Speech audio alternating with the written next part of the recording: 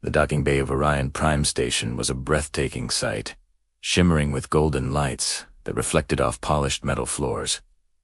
It was a day for history, a day for peace. Alien dignitaries from dozens of star systems, dressed in their finest ceremonial robes, had gathered for historic peace talks. The air hummed with anticipation, with the quiet rustle of exotic fabrics and the low murmur of 100 different languages. And right in the middle of this grand spectacle stood a barefoot human boy. His clothes were torn and frayed, hanging off his small frame.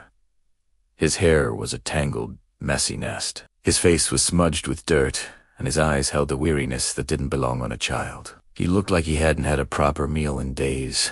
A tiny, forgotten shadow amidst the splendor. A towering alien diplomat, a being known as Lord Zelda, noticed him. Zelda was a creature of immense size and even greater pride, his uniform dripping with medals and insignia. He saw the boy standing near a sleek, black warship, a vessel that looked like it was carved from a piece of the night sky itself.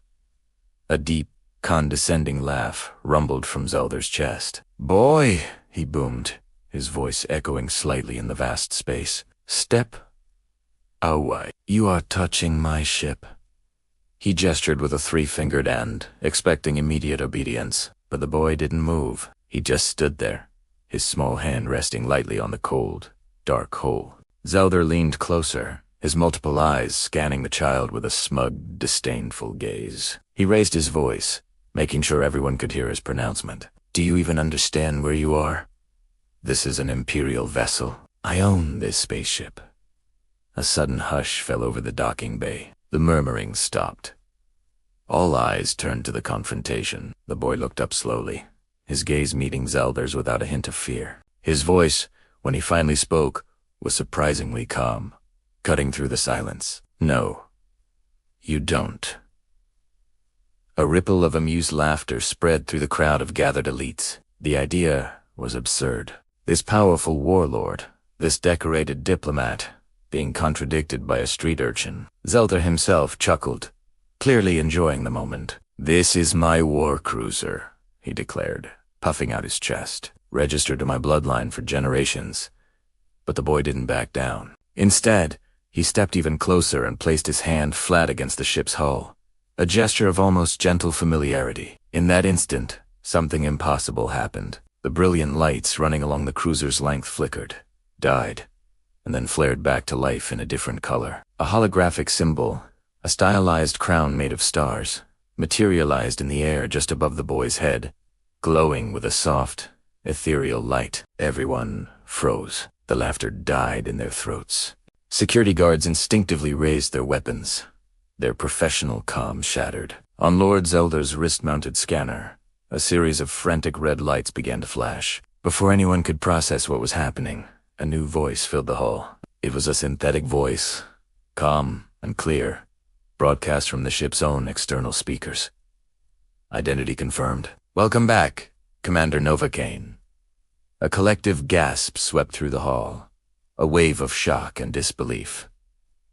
The homeless boy wasn't homeless. He was Novocaine, the last surviving heir of Earth's first interstellar war commanders, a child who had vanished without a trace when Earth's capital was destroyed in the Great War years ago. He wasn't a beggar. He was a legend, a ghost story whispered among fleets in the quiet hours of deep space patrols. Lord Zelda stumbled back, his arrogance evaporating into pure, undiluted fear. That's impossible," he stammered, his voice a choked whisper.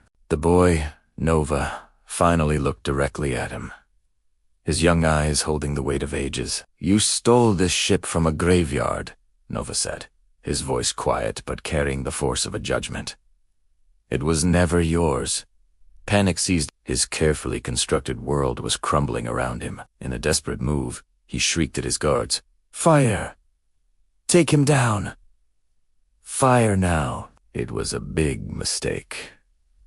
A catastrophic one. As the guards aimed their energy rifles, Nova slammed both of his hands against the hull of the ship, and the ship awakened. It was like watching a leviathan stir from a long slumber. Hidden weapons ports slid open with a hiss of pressurized air. Laser turrets unfolded from smooth, featureless surfaces.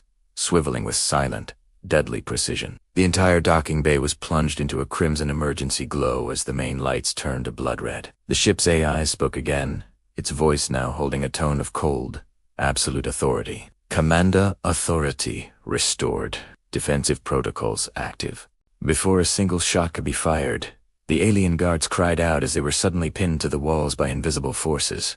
The ship's internal gravity fields had been weaponized, trapping them as easily as a child traps insects in a jar. Lord Zeldair himself was lifted from his feet, kicking and struggling in midair, held aloft by a power he couldn't see or fight. Nova stepped forward, his small frame silhouetted against the menacing red light. His eyes, once weary, now burned with a calm, righteous fury. "You laughed at me," he said, his voice steady as he walked towards the suspended alien. "You laughed because I looked small, because I looked broken."